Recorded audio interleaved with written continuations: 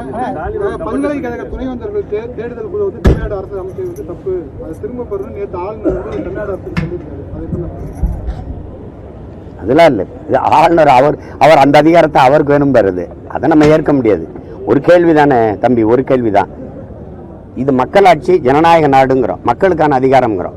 மக்களால் தேர்வு செய்யப்பட்ட 8 கோடி மக்களால் தேர்வு செய்யப்பட்ட மக்களின் பிரதிநிதித்துவத்தை பெற்ற ஒரு அரசுக்கு இல்லாத அதிகாரம் ஒரு நியமன உறுப்பினருக்கு இருக்குங்கிறத நம்ம ஏற்க முடியாது. அது சரியான ஜனநாயகம் இல்லை, மக்களாட்சியும் இல்லை, மக்களாட்சிக்கு நேர் எதிரானது. அதனால இப்ப தமிழ்நாடு அரசு நியமிக்குதுன்னா அதை நம்ம ஆதரிக்கணும், அதான் சரியானது. நீங்க ஒவ்வொன்றுக்கும் நாங்க வந்து சட்டசபையில தீர்மானம் போட்டு ஒரு சட்டம் ஏற்றி உங்களுக்கு முன்னகர்த்தும் போது நீங்க கையெழுத்து போட மாட்டீங்கன்னா இது என்ன வேலை? இது சொல்லுங்க.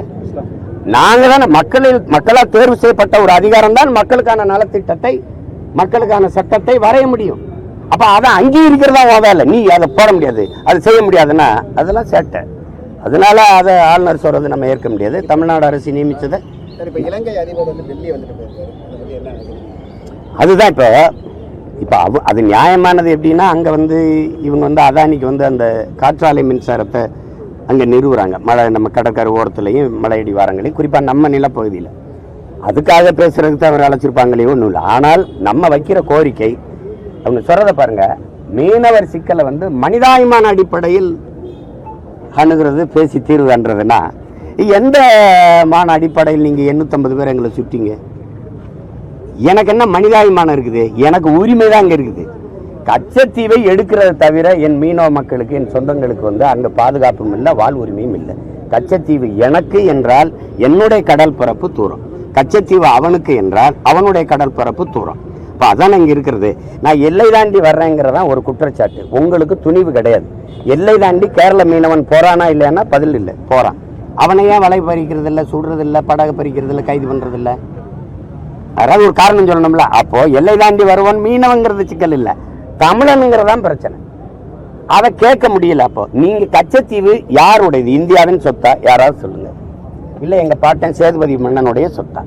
என் நிலம், என் பூர்வீக நிலம், என் பாட்டனுக்கு, அது பேரம்பேத்திகளுக்கு சொந்தம். நீங்க மன்னர் மாணி ஒழிப்புல எடுத்துக்கிட்டு நீங்க ஒரு தீர்மானம் போடல, ஒரு விவாதம் பண்ணல, டப்புன்னு எடுத்து கொடுத்து விட்டீங்க. அப்படித்தானே? எதேச்சே எடுத்து அப்படியே கொடுத்து விட்டீங்க. அது 99 ஆண்டுக்கு லீஸு கொடுத்தாதான் சொல்றாங்க, லீஸ் ஒப்பந்தத்தில். இப்ப அவன் அப்படிலாம் ஒப்பந்தம் இல்லைன்னா அவங்க சொல்றாங்க. இத்தனை நாடு நீங்க சொல்லுங்க, இத்தனை இவ்வளவு பெரிய நாடு, இந்த நாட்டின் குடிமக்கள் இவ்வளவு பேரை சிறை பிடிக்கிறான், மொட்டை அடிக்கிறான். அந்த அவமானம் மொட்டை அடிக்கப்பட்டவனுக்கு இல்ல, இந்த நாட்டை ஆளுகிற அதிகாரங்களுக்கும் தலைவர்களுக்கும் தான்.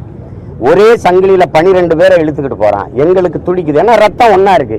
நீங்க அதை பத்தி கவலைப்படவே இல்லையே, கண்டிக்கவே இல்லையே. ஒரே ஒரு கேள்வி உங்க எல்லாத்தையும் கேட்கிறேன். குஜராத்தில் ஒரு மீனவனை கைது பண்ண பிறகு பாகிஸ்தான் கடற்படையை விரட்டி போய் இந்திய கடற்படை ராணுவம் பிடிச்சு திருப்பி கொண்டு வந்துச்சா இல்லை? அதை மட்டும் பண்ணுச்சு இல்ல? அதே மாதிரி 850 மீனவனை சுட்டிருக்கு, பல மீனவர்களை விரட்டி கைது பண்ணுது.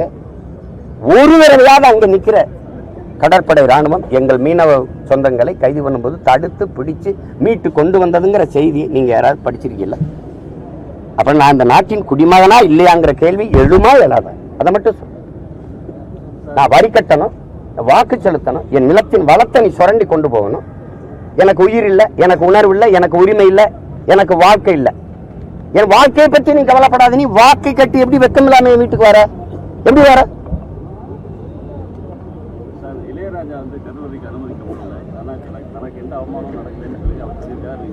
அது எங்க அப்பாவுடைய மாண்பு, அவருடைய பண்பு.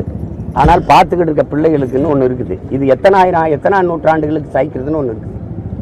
கோயில் ஒரு பொதுவா அப்படி ஒரு கேள்வி கேட்பான், கோயில் கட்டினவே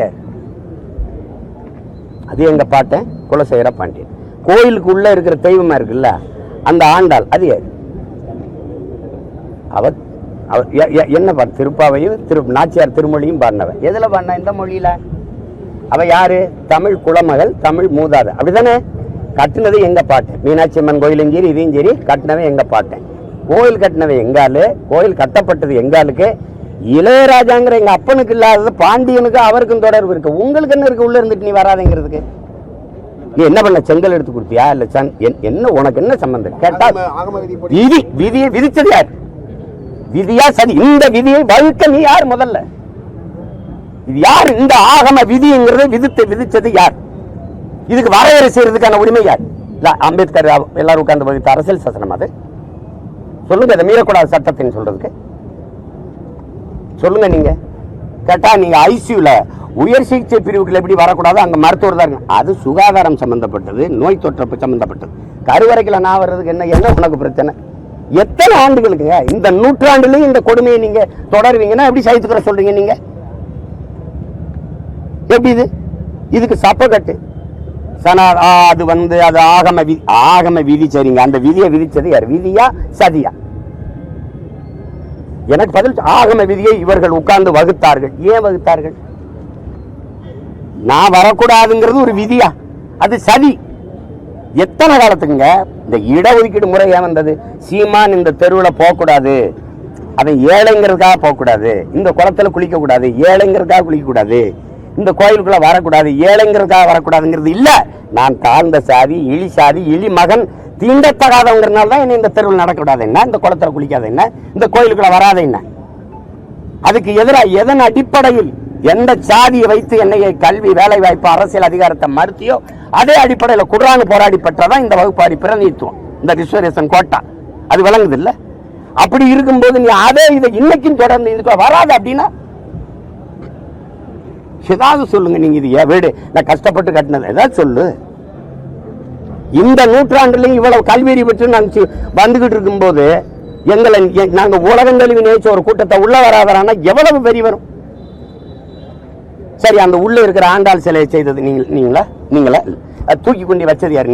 நீ பல்லக்கில் தூக்கி கொண்டு இறக்கணுது நீங்க. அப்ப எப்படி அப்ப தொடும்போதெல்லாம் தீட்டா இல்லையா? அந்த கற்ப கிரகத்தை கட்டினவை நீங்களா எங்க நாங்களா? யாராவது சொல்லுங்களேன், யார் கட்டினது சொல்லுங்க. அப்ப கட்டும் போது வராத தீட்டு, அந்த சிலையை நான் செய்யும் போது வராத தீட்டு, தூக்கி கொண்டு வைக்கும் போது வராத தீட்டு, இப்ப கிட்ட வந்து கும்பிட்டா வந்துரும்னா எப்படி?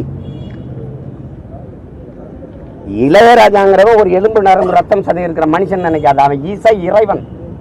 நீ எத்தனையோ அவதாரம் சொல்றீங்களா, அதுல அவன் ஒரு அவதாரம், இசைக்கென்று பிறந்த அவதாரம் எங்க அப்பன். ஏன் அவனை எப்படி நீ இழிவுபடுத்துவ?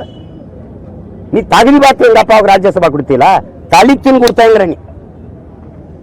நான் எவ்வளவு உயரத்திற்கு வந்து உலக புகழ் பெற்ற ஒரு கலைஞனே நீ தாழ்த்தப்பட்டவனை தான் பாக்குற. அப்ப நீ என்னால சுமத்தப்பட்ட தீண்டாமை இந்த சாதி இழிவுன்னு போகல. பிரசிடென்ட் ஆஃப் இந்தியாவே கோயிலுக்கு வெளியில் நிறுத்தணும் தான் நீ பூரி ஜெகநாதர் கோயில்ல.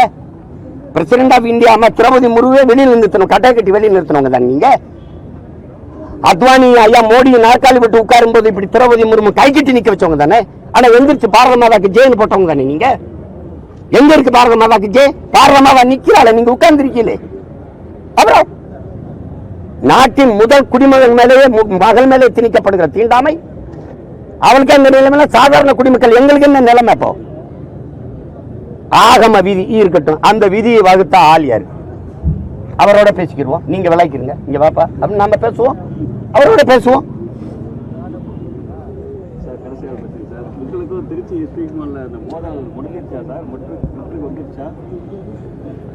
முற்றும். கிழக்கு இடைத்தேர்தலில் நீங்க போட்டிருந்தீங்க, அது போட்டிடாம எப்படி இருப்பேன் சொல்லுங்க. அதிமுக காப்பாற்றணும்னா மீண்டும் வந்து பிஜேபியோட கூட்டணி வைக்கணும் அப்படின்னு தினகரன் பேசியிருக்காரு. அப்படிதான் காப்பாற்ற முடியுமா அதிமுகவை? அது இல்லைங்க, அதிமுக பத்தி வரையும் நீங்க தனி வீடு கட்டி போயிட்டிய, அந்த வீட்டுல வந்து நீங்க மழை ஒழுகாம இருக்கணும்னா வெள்ளை அடிக்கணும், இதெல்லாம் இதுக்கு அவர் வீடு, அதை அவர் பார்த்துப்பாரு. நீங்க உங்க கட்சியின் முடிவு என்னன்னு சொல்லுங்க, அவ்வளவுதானே. அதுல எனக்கு நமக்கு அவசியம் இல்லை. அது அவங்க பழைய பங்காளிகள் சட்ட பிரச்சனை. நாங்க போட்டிடுறோம்.